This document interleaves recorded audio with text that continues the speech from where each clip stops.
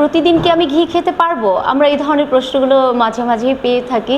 আসলে ঘি তো ওই ফ্যাট জাতীয় খাবার। সো এটি আমি মনে করি যে ঘি কিন্তু খারাপ না। আপনি যদি অল্প বয়সীদের ক্ষেত্রে চিন্তা করেন, যদি একটি বাচ্চা থাকে স্কুল গোয়িং বা ইয়াং এইজে যারা কিনা গ্রোয়িং পিরিয়ডে, তাদের ক্ষেত্রে কিন্তু ঘিটা আমি মনে করি যে খারাপ না।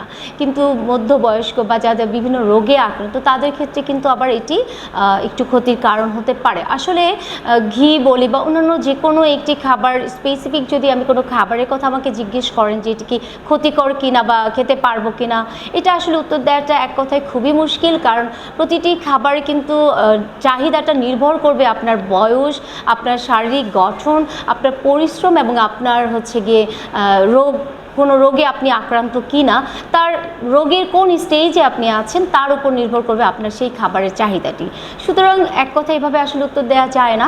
তারপরেও আমি বলছি যে ঘি আসলে বাচ্চাদের ক্ষেত্রে আপনি যদি তার প্রতিদিনের খাবারে আপনি যদি তার বাইরের খাবারগুলোকে জাঙ্ক ফুডগুলোকে কন্ট্রোল করতে পারেন, আপনি যদি তার ট্রান্স ফ্যাটগুলোকে কন্ট্রোল করতে চান, সেক্ষেত্রে আপনি কিন্তু তাকে বাসায় ঘি দিতে পারেন। আপনি রান্নায় বা খাবার প্লেটে ভাতের সাথে একটু ঘি দিতে পারেন। তবে যাদের কিনা বিভিন্ন শারীরিক সমস্যা আছে তারা আসলে পুষ্টিবিদের পরামর্শ নিয়ে তবেই তার পরিমাণটি ঠিক করতে পারেন যে ঘি খেলেও সেটা কতটুকু।